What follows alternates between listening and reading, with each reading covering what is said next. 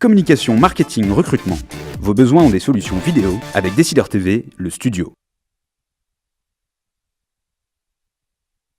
Bonjour à tous et bienvenue dans ce nouveau Duplex Bourse. Nous sommes le mercredi 20 novembre 2013 et comme d'habitude on se connecte avec la salle des marchés de Bourse Direct et notre expert Romain Daubry. Bonjour Romain. Bonjour Clémentine. Alors ce matin, la Bourse de Paris évolue sans véritable direction. Les marchés sont assez attentistes de statistiques qui doivent tomber de la part des États-Unis cet après-midi. Est-ce que vous pouvez nous en dire un petit peu plus ? Oui, tout à fait. Effectivement, pas vraiment de direction ce matin sur le CAC 40 qui perdait 0,25% un peu après l'ouverture. Et puis environ 0,10% maintenant aux alentours de 4265 points.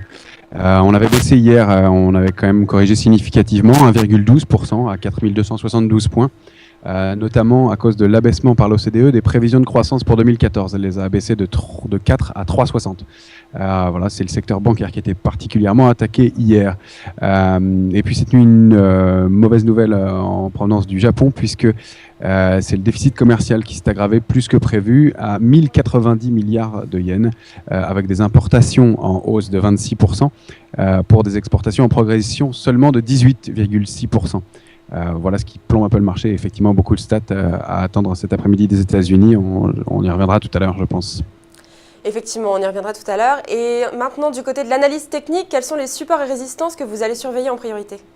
Eh bien, en fait, la tendance resterait avec un biais négatif si on est sous les 4265, 4260. C'est exactement ce qui se passe ce matin. On tourne autour de ces points-là. En revanche, elle serait positive si on arrivait à franchir 4296 points en clôture pour ensuite espérer atteindre 4330, 40 la zone, et puis 370, 380. Et la cible haute, ce serait 4418 points. A contrario, il ne faudrait pas franchir le support hebdomadaire de 4230 points qui nous amènerait ensuite rapidement à 4223 points et surtout 4204 points, seuil en deçà duquel on changerait vraiment de tendance et on pourrait imaginer des extensions baissières plus importantes.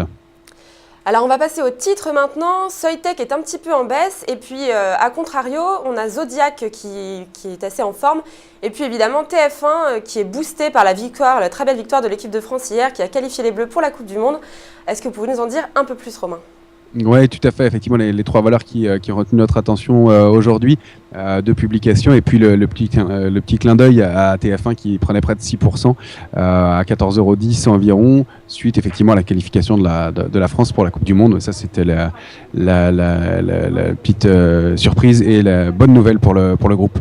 En revanche, du côté de Zodiac, bien, elle est en hausse de 3,15% à 123,75. Elle affiche un bénéfice net annuel supérieur aux attentes, une progression constante depuis des mois et des mois, et ça s'améliore encore une fois.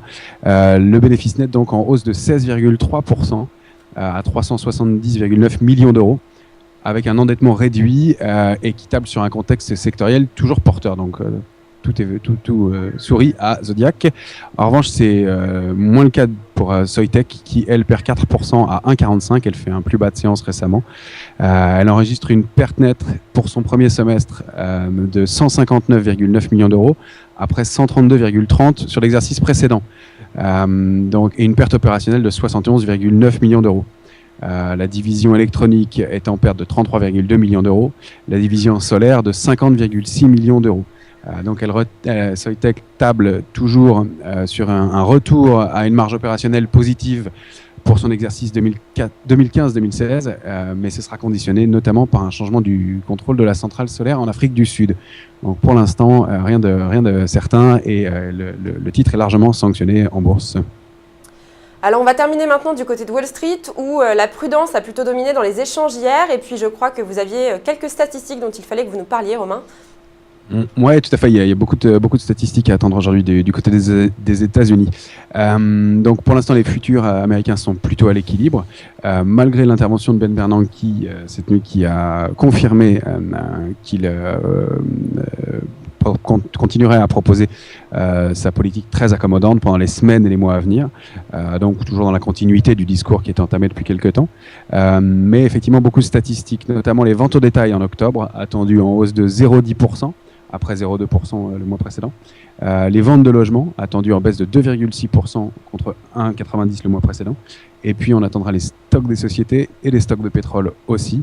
mais ce qui sera surtout surveillé par les investisseurs, c'est les minutes de la Fed à 20h, donc pour mieux comprendre et connaître les débats au sein du FOMC et de savoir si les propos de Janet Yellen sont effectivement partagés par la majorité des membres du FOMC.